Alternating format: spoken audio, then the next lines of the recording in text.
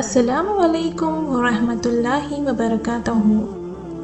My dear brothers and sisters, I request you all to please subscribe to my channel and press the bell icon to get upcoming notifications on the videos which are specially lined up for you all. Your support is much appreciated.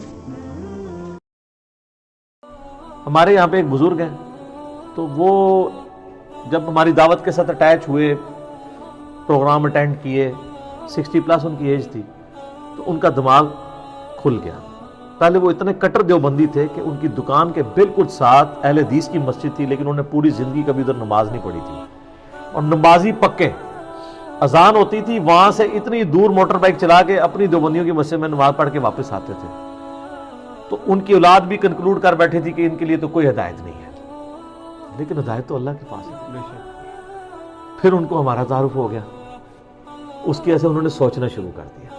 ہم کسی کو convert نہیں کرتے ہیں، صرف سوچنے کی حص اس میں اجاگر کر دیتے ہیں کہ یہ جو کچھ بھی آپ سے بیان کرتے ہیں یہ بتائیں لکھا کہاں ہوا ہے۔ پمفلٹ پڑھنے شروع کیے۔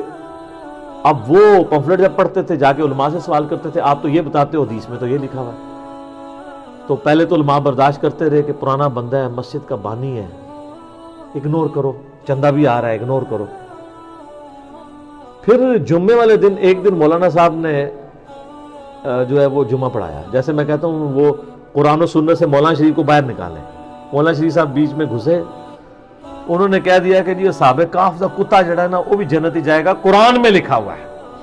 اندازہ کرو، قرآن میں نہیں لکھا ہوا، مولانا شریف میں لکھا ہوا ہے۔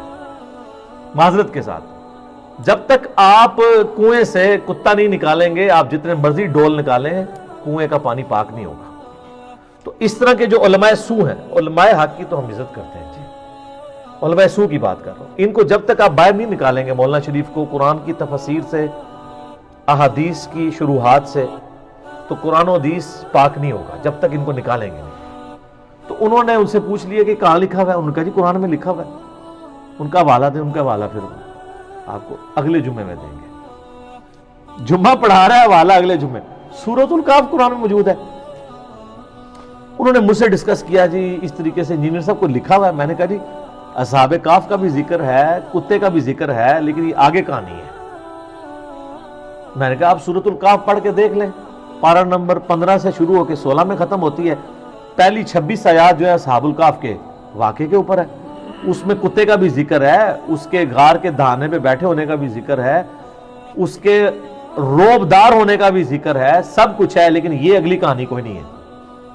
ان کا جی کانفیڈنٹ ہے؟ میں نے کہا ہاں آپ قرآن خود، انہوں نے قرآن پورا خیر پڑھا تو کچھ نہ ملا، وہ اگلے جمعے پہنچے تو وہ پھر آپ کو بتائیں اس سے اگلے جمعہ کرتے کرتے تھیندے پھر تھیں گے، ان کو سمجھ آ گیا کہ یہ معاملات بگڑ گئے۔ پھر آہستہ آہستہ اللہ نے ان کو ہدایت دے دی۔ تو اب یہ حالت ہے کہ کام تو وہ لکڑی کا کرتے ہیں، لیکن کوئی مولانا شریف بھی ان کے ساتھ نہیں بیٹھ سکتا۔ ٹھیک ہے، 70 پلس ان کی ایج ہے، کسی مدرسے سے نہیں پڑھے ہوئے، صرف وہ جھوم جھوم کے کہتے ہیں کہ نہ میں وابی، نہ میں بابی، میں ہوں مسلم علمی کی طرف۔